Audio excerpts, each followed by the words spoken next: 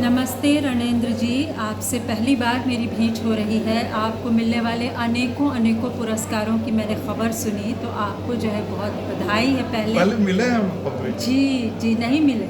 अरे मिले हैं, दिल्ली में मिले हैं, कई जगह मिले तो हैं। ये तो बहुत अच्छी बात है।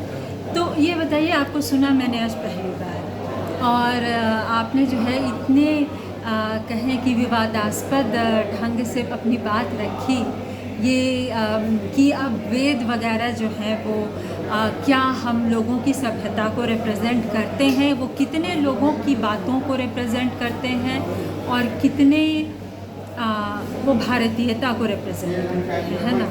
तो क्यों ऐसा क्यों है कि वो हमें कम रिप्रेजेंट करते हैं? हम अपने को आर्य और ट्राइबल के रूप में देख रहे हैं। ये भी तो बाद ही की बात है ना, जिस समय वेद लिखे गए होंगे उस वक्त लिखे गए तो गलत तथ्य है। नहीं, वेदों की रचना मेरी बात को विवादास्पद क्यों कह रही हैं? जी जब मैं तथ्यात्मक रूप से कह रहा हूँ कि 1871 की जनगणना में आर्यन रूट्स लोग 10% हैं, नहीं तो आप विवादास्पद कैसे कह रही हैं? मैं तो पूरी जनगणना के आधार पे बोल रहा हूँ। नहीं, मैं दूसरी बात कह रही हूँ। मैं दूसरी बात कह रही हूँ। मैं ये कह रही हूँ कि इस बात का कोई वैसे प्रमाण नहीं है कि 10% भी आर्य हैं। प्रमाण है भाई, आप गूगल पर जाके देखिए जनगणना। अब मैं कह रहा हूँ कि आप जाके देवप्रसाद चट्टोपाध्याय की लोकायत में जाकर देखिए कुछ जनगणना का विश्लेषण।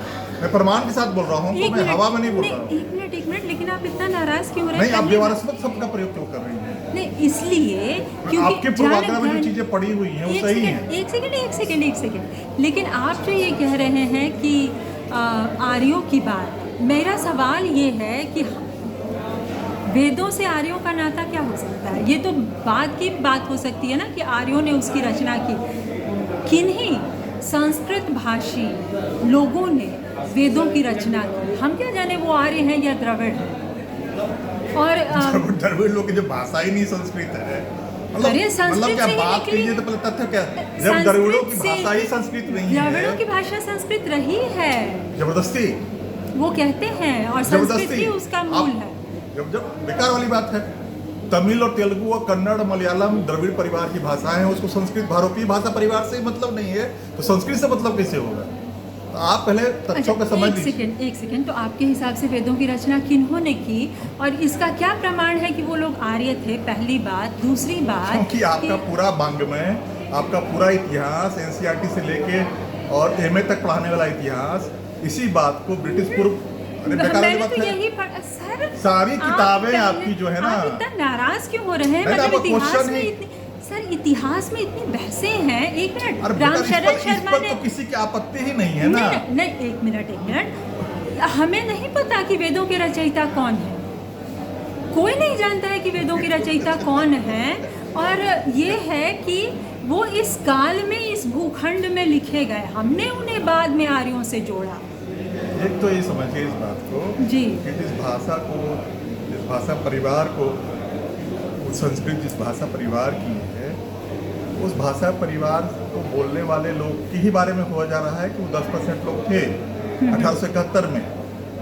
और जब पूरे भारत के इतिहास को, प्राचीन भारत के इतिहास को आप 1500 ईस्वी पूर्व और 900 ईस्वी पूर्व तक को ऋग्वैदिक कालीन भारत और उत्तर वैदिक कालीन भारत में बांटते हैं, तो मेरा क्वेश्चन सिर्फ यही है कि उसी समय संगम साहित्य में लिखा जा रहा है तमिल में, तो वो क्यों नहीं आपके उस पर विमर्श में क्यों नहीं आ रहा है? सारा विमर्श जो है ब्रिटिश पूर्व से लेके ब्रिटिश बाद तक वही हो रहा है कि आप भारत के इतिहास को आप वैदिक इतिहास के तौर पे क्यों बताएं? आप आर्यों के इतिहास को क्यों बताएंगे? सारी किताबें वही कर रही हैं। नहीं कह रही जबरदस्ती। सर मेरा विषय रहा है भाई, आप जबरदस्ती। मेरा भी विषय इतिहास है। हाँ, तो उसमें नहीं है वो। नहीं, उसमें केवल ये है ईसा से 1500 ईस्वी पूर्व का ऋग्वैदिक काल भारत नहीं कह रहे हैं। ऋग्वैदिक काल कह रहे हैं, भारत नहीं कह रहे हैं। मैं क्या काल कह रहे हैं? ऋग्वैदिक एरा कह रहे हैं। आप कहाँ कहानी कह रही हैं? कहाँ का इतिहास सुना रही हैं? भारत की जो मैं, हाँ, तो भारत का तो ऋग्वैदिक काल भारत ही तो हुआ। वो आपको भारत हटा देने से ऋग्वेद लिखे गए उस समय को लिखे तो गए नहीं, वो श्रुति परंपरा की चीजें थी, लिखी नहीं गई थी, बाद में लिखी गई आपके हिसाब से। इसलिए आप लिखे गए सबका प्रयोग नहीं कीजिए।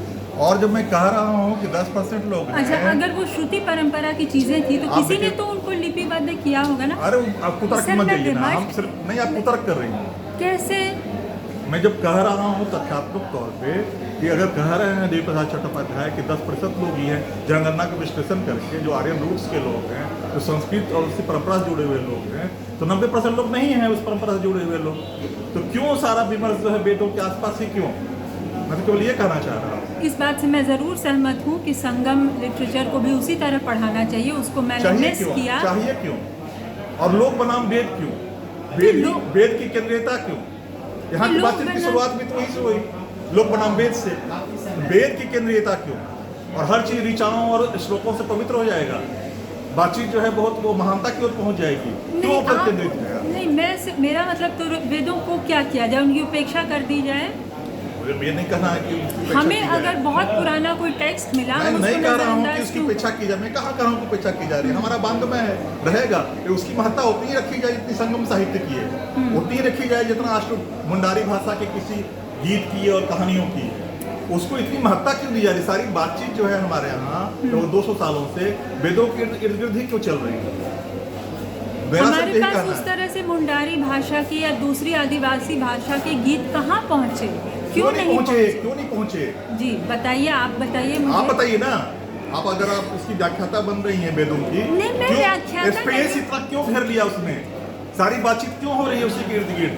सवाल तो सिर्फ यही है कि आज के दिन भी द्रविड़ भाषा भाषी जो है, अगर विंध्याचल क्रूज पर चल जाए, चाहे तेलुगु हो, तमिल हो, कन्नड़ हो, मलयालम हो, उनके गीतों से, उनके कवियों से आज तो मुंडारी भाषा के गीतों के पास पूरी सुविधा है कि वो अपने को प्रकाशित करें, प्रचारित करें। तिरुवल्लुवर से परिचित हैं हमारे उत्तर भारत के लोग।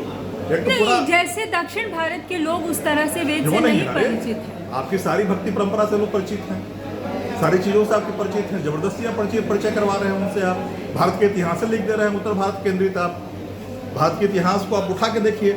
तो संगम से मैं भी परिचित हूँ। मैं हो सकता है कि हर एक उत्तर भारत परंपरा से वहाँ की अगर आप थ्योरेटिकल दृष्टिकोण से नहीं देखिएगा, आप मुग्ध रहिएगा वेदों की महानता पे, तो फिर बात ही नहीं है। ना तो मैं मुग्ध हूँ और ना ही मैं किसी किस्म के ब्राह्मणवाद, किसी किस्म के आर्य आपने विवादास्पद सबसे क्यों शुरुआत की? विवादास्पद तो ये होगा ना अगर हम ये कहें कि हम वेदों को इतनी एक नई बात कह रहा हूँ। आप उस श्रद्धा क्यों कर रहे हैं कि उस पर आप सवाल ही नहीं खड़ा कर सकते हैं? हम उस पर नहीं, अगर आपकी भावना आहत हुई इसलिए आपने विवादास्पद कहा। मैं सवाल खड़ा कर रहा हूँ कि वेद केंद्रित बातें क्यों होनी चाहिए? मैं भी केवल सवाल खड़ा कर रही हूँ। मेरी कोई भावना आहत नहीं हुई, मैं केवल बेहतर जानकारी देना चाहती हूँ और आपसे गुजारिश है। अच्छा ये बताइए कि अब हम इस बात को बदल दें। मुझे ये बताइए कि आपके हिसाब से समकालीन साहित्य में, अविनाश मिश्र जी गुजर रहे हैं, समकालीन साहित्य के कुछ सबसे बड़े मुद्दे क्या हैं? समकालीन साहित्य के कुछ सबसे बड़े मुद्दे।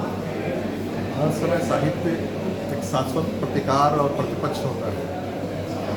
साहित्य की एकमात्र भूमिका ये है कि वो प्रतिपक्ष की भूमिका निभाए। सत्ता जिस दिशा में ले जा रही है समाज और संस्कृति को, उसका वो प्रतिकार करे। यही मुद्दा है। आज के दिन में कल भी वही था। इसको आप थोड़ा और बारीकी से बताएंगे? अच्छा ठीक है, बाद में और बात होगी सर। धन्यवाद।